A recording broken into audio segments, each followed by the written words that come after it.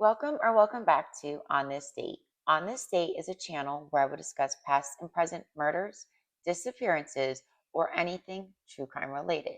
And today I want to take you back to April 30th, 1989 in Lakeville, Indiana. And this story is about a woman that I came across that is absolutely beautiful, so strong and resilient. And this would bring her back to a time where she was 9 years old, where absolute horror and tragedy would take a hold of her life, where she was left to feel lost and just wondering what could have possibly happened to her family. This story is about the Pelley family, about Don, Bob, Jackie, Jolene, Jeff, and Jesse. And on that fateful night of April 30th, 1989, Jessie would arrive back home from a sleepover and find she no longer had her mother, her stepfather, and two of her siblings. She would go many years not knowing what truly happened to her family, all believing that her stepfather could have been responsible for this, feeling that it was a murder suicide. And then 13 years later, getting a knock on a door and discovering the truth about what really happened to her family. Jessie went many years struggling. After the death of her family, she was adopted out to her grandfather, which by then she was struggling, really feeling lost and running away and having different issues like that, which is so understandable what she went through.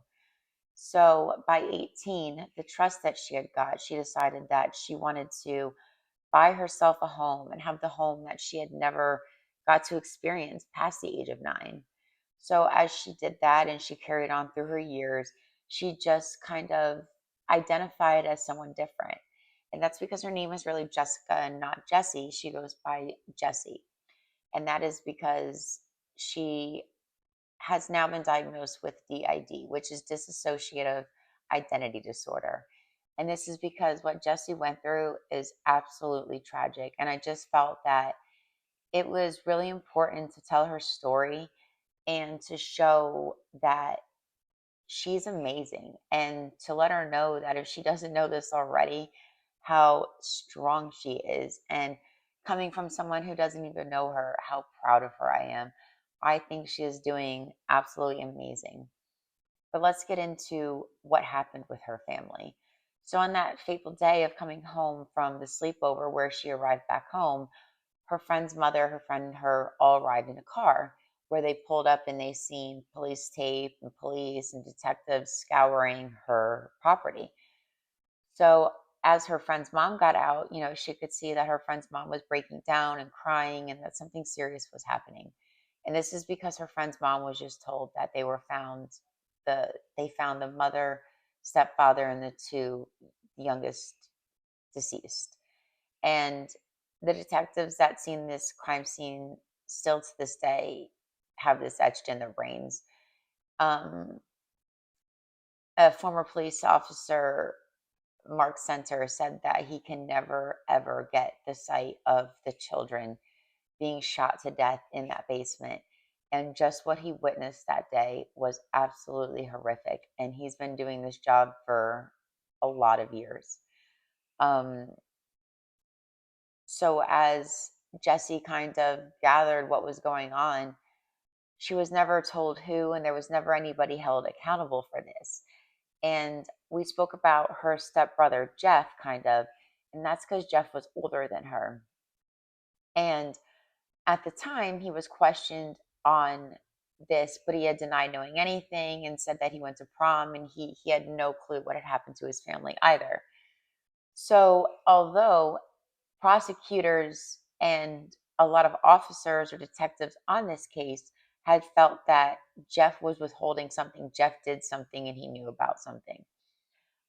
There was no evidence to prove this. There was no physical DNA. There was nothing that linked Jesse's stepbrother, Jeff, to the actual crimes committed. And this all kind of changed 13 years later. Jessie now being a mother of her own and not telling her kids truly what happened to her family, just saying that her family was gone and not going into any more detail, kind of not wanting to open up old wounds, and also part of her having the DID, the dissociative identity disorder. Jessie learned to forget and kind of like mask and hide those feelings that she was going through. So with the disassociation, she really just learned to be somebody else, which I can't imagine going through life like this and what she was truly dealing with. And it now she is healing and she is getting therapy and she is doing so good. I mean, I give her all the credit in the world, and I just again want to emphasize how amazing you are, Jessie. And someone also kind of important in this story is her friend Stephanie and her cousin Jamie. And that's because Stephanie, that morning that her parents were actually discovered, um, Stephanie ran over because Bob was a reverend at that church. And Stephanie would kind of run over to Bob and their house. They lived in a parsonage on the church property. And Stephanie, Jessie's childhood friend, would run over to Bob and Dawn's for the morning breakfast. And that early morning on April 30th, I believe, or the 1st, May 1st, I believe Stephanie found their bodies. Um, she would say that the door was locked. And so when she went back over to the church to let them know, they felt worried enough that they took a master key, opened the door, and then discovered that that Bob and the family were deceased. And at this point, they were so freaked out that they started screaming to the members of the church that kind of followed over to go run, pray to the altar. This was horrific for these people to find. And Stephanie, because she was there and had witnessed this whole thing, after Jessie is given to her grandfather to be raised and Jeff goes off with his father's family, um, Stephanie would lose contact with Jessie. And for years, she couldn't make sense of it. And she would go out to the gravestones and gravesite or headstones and gravesites of Jessie's family members, and she would clean them and she would maintain them. And I just want to say that Stephanie in this story is such a beautiful soul, and so is Jamie. But Stephanie, to no more than just be a childhood friend and go out and maintain these headstones and always wonder and keep Stephanie in her thoughts. I just thought that showed a lot about Stephanie's character, and I just really love that as the time goes on and Stephanie can't find Jessie and locate her, because being that Stephanie was a witness, she wasn't allowed to have contact with Jessie. And once Stephanie is able to find Jessie under her new name she's going by, they reconnect and they become like sisters. And I just thought it was such a beautiful part of such a tragic story, that these long lost friends that in a way went through something so traumatic, but like separately because they were kind of torn from each other. And then to come back together and have the bond that they do and the support and the love, I just thought that that brought a beautiful part to the story. And also that her cousin was able to help Jessie write a book. And I suggest all of you to go buy the book, read the book. It's I Am Jessica. If I get good at this YouTube thing, I will link it in the comments or the description below, or however you do that. I'm going to try to do that for you guys. And I encourage you to support her, um, and really help her get through her journey, because this woman is absolutely amazing, Jessie. So let's kind of back up, and I kind of went off topic there, but I just really wanted to touch on how strong, brave, and resilient Jessie is. And I wish her like nothing, nothing, nothing but the best. So let's back up to when the detectives show up at her house 13 years later from the murders. Jessie is now with somebody. She is madly in love, tight with Tyson, and they kind of were together. And then she was with somebody, and then they reconnected and she got with him. And he said it was like love at first sight, which, again, let's just take a moment to like, I am so glad this woman has somebody so supportive in her life and has her little circle that she has. Like, I literally could cry just thinking about it. I just felt so bad for her, but to see what she's going through and inspiring others and telling her story, I just had to get on here and share it myself. So it's just amazing. I'm so happy for her. And so she meets Tyson, she has kids, and she doesn't disclose to them, just saying that her family is gone. And these detectives come and knock, and what they tell her is absolutely horrific. They ask her, who does she think murdered her parents and or her step parent, but we're just going to say her parents because that was who was active in her life, and her parents, and her siblings. And she said that she for years had believed that Bob, because at times he had kind of yelled at her and treated her not so well, so she thought maybe he could be capable of that, right? Like maybe they got into an argument and he um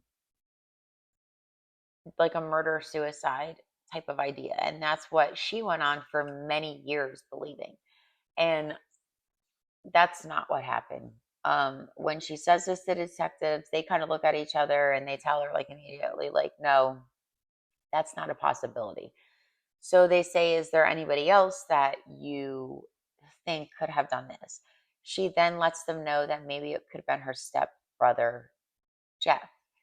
And at this point, the detectives already in their minds are like 99% sure that Jeff had done this.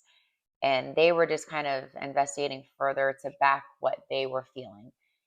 So, back when the crime first took place 13 years ago, prosecutors felt they had enough, or detectives felt they had enough, but some people did not. So, there was kind of a divide on what should be done. Again, excuse me, there was no DNA, there was no physical evidence, there was nothing tying Jeff to the scene. The murder weapon was never recovered. And so the only thing that detectives were really basing this off of was motive. And one, the motive being that prior to the murders, Jeff actually had been in trouble. And he was in trouble with one of these detectives that came and spoke with Jesse, Mark Center. And Mark had caught him burglarizing a home. And at this time, he was grounded from his dad, Bob. So he was very, very mad because prom was coming. So Jeff was grounded essentially from the like before and after festivities of prom, but was allowed to go to prom still, but his dad had to drive him. And Jeff was absolutely mad about this, absolutely embarrassed, and did not want his dad driving him to prom. So this caused big arguments. Neighbors had reported arguments happening, and Mark said that this really grew tension. There was even like people speaking about Jeff becoming physical with Bob at one point. So Mark, feeling that the motive being the burglarizing of the home, that he was so embarrassed over prom, and this gave him the motive to want to kill his dad, essentially. I know to the normal person, um, like you or I, that would seem crazy, right? But we see it every day. We see, I can't think of his name right now, the kid that kills his parents because the OnlyFans model. Like the things that go on are sick. We have parents killing children for life insurance money. So I don't put anything past anybody at this point. Um, so Mark really thought that that was his motive. And a lot of other members in the police department also felt that. So Jesse kind of says, you know what? I feel like this because he's had a temper and I've seen him punch things. And yes, maybe it could have been Jeff. And at this point, again, they go over everything they're kind of feeling and they come to this conclusion. So now in 2000, I believe it's 17. Let me look here really quick. Or is it 17 years later? It's 17 years later from the crime. So Jesse is now having to go back to Lakeville, Indiana to testify in the trial and face her stepbrother, which now she's certain that her stepbrother has killed her mom, her stepbrother, her stepfather, and her siblings. So Jessie travels back to Indiana, and this is where she has to see her brother. Essentially, she testifies. An important part of Jessie's testimony was that when crime scene photos were shown to her of it was like a gun rack or a rack on the wall, and it was of a bow and arrow and a shotgun. Well, the shotgun was not pictured in this photo, and that's because the shotgun was not there at the time of the photo. When the shotgun had always been there, and that was something that Jessie was able to point out. They were never able to recover the shotgun. However, to the prosecution, that would make sense as to why and how Jeff obtained a weapon to shoot his parents and siblings in the heads.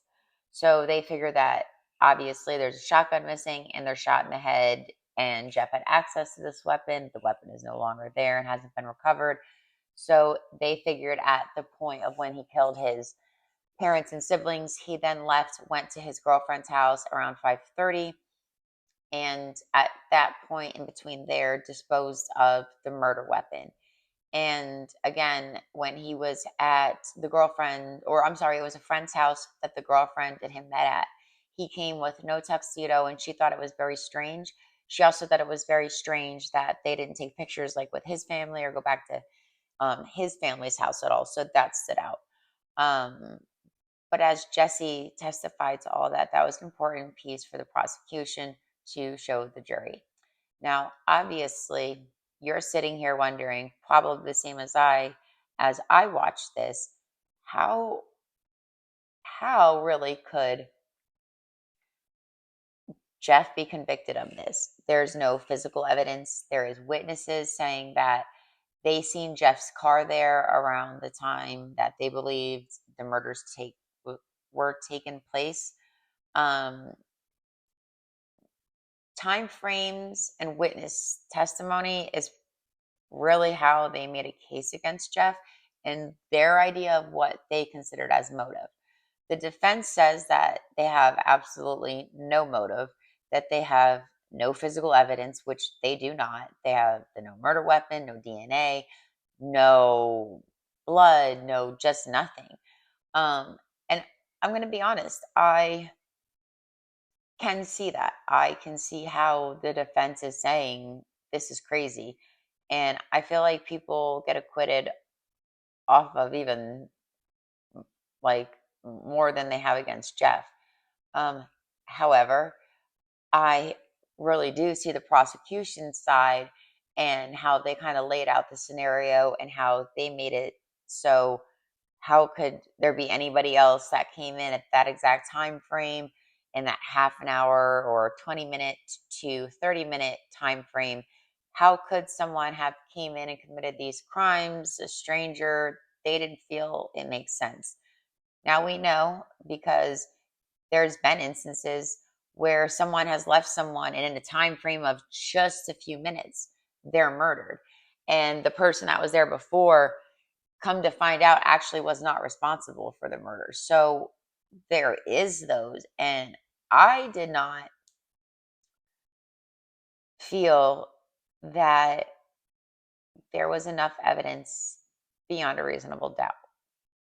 Now, I don't like to say that because I also feel that he is like, it's like common sense, right? Or what kind of makes the most sense and fits the best, but that's not really a way we convict someone, right? Um, so yes, I can see the prosecution side 100%. But then as a defense attorney in the defense's side, I don't know. Witnesses are hard, and people say themselves, if when they do the studies and they bring in, they reenact a situation, they have, let's just say, 10 people watch that situation, and then people will question them on what did they just witness. And those witness testimonies or accounts can vary so much. Times, things being skewed. And although witnesses are a very important factor, again, there could be reasonable doubt there. I just thought that there was not much to convict Jeff. Um, but he was found guilty. And so I want to support and uphold myself what the jury's decision was, what Jesse feels, and what Jesse believes, because Jesse is the victim along with the deceased members of her family. But Jesse is the living victim, someone who has to deal with this every day. And I don't ever want to discredit, is that really the right word? I believe that justice was served, and the jury came to the best decision that they felt with the evidence provided. Again, I do feel that there's a lot of reasonable doubt there as well, though. So it's very, very hard. Um, Jeff did appeal two times, once to the um, Indiana State Supreme Court, and then once to St. Joseph's Department. They were both denied, and he was sentenced to 160 years. So Jeff will spend the rest of his life in prison, and you know that's where that ended. I really, through watching about her story, I really thought that I was going to like come across where it says no, it wasn't her brother, and turns out that they recovered the shotgun. And I haven't seen anything that says that they recovered the shotgun.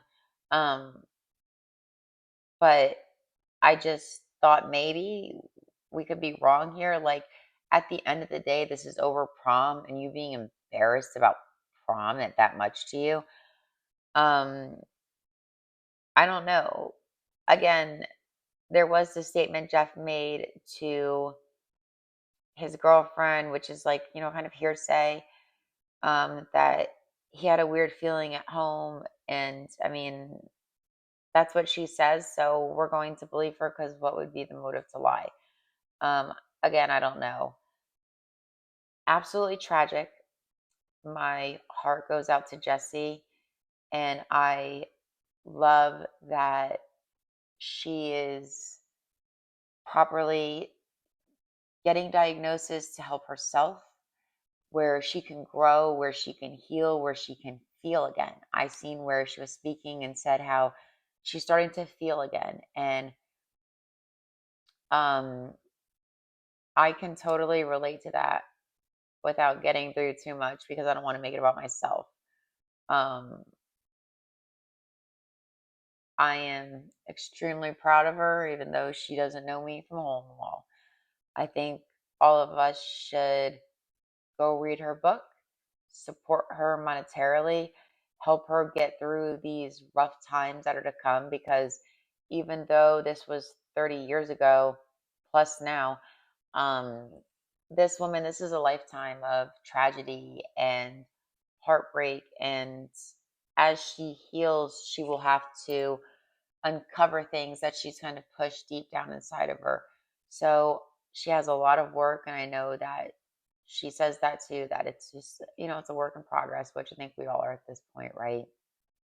And I'm so happy she has a husband, and um, I believe they're married. If they're not married, I'm sorry, I'm wrong, but someone very supportive in her life, children, beautiful children, and she's being the mom to them and being something that she did not get to experience and giving that to her children. She speaks about her mom, and she wonders what her mom would be called, if she would be called like Grammy or Nana, or it's just very sad, and how her sisters would be with her kids, and my heart goes out to her. So if you guys can, go support her, and thank you for watching. Like, share, comment. If you guys have any cases that you would like me to cover or talk about, let me know in the comment section down below. Follow me on Instagram, Facebook, TikTok. Again, I'm trying to get better, and I will try to link the book in the description, see if I can get good at doing that. Also, if you guys want to subscribe on my second channel, where I document the process I have with my prosthetic leg, it is Counting Steps with Courtney, and I would love to see you guys over there. That's more like lighthearted, me just getting on there and kind of talking to you guys, hanging out, showing you my walking, going on outdoor trips and different things like that, just learning to be able to function with a prosthetic leg. I have a hip disarticulation. So yeah, come join me over there. All right, guys. See you in the next one. Thanks for watching.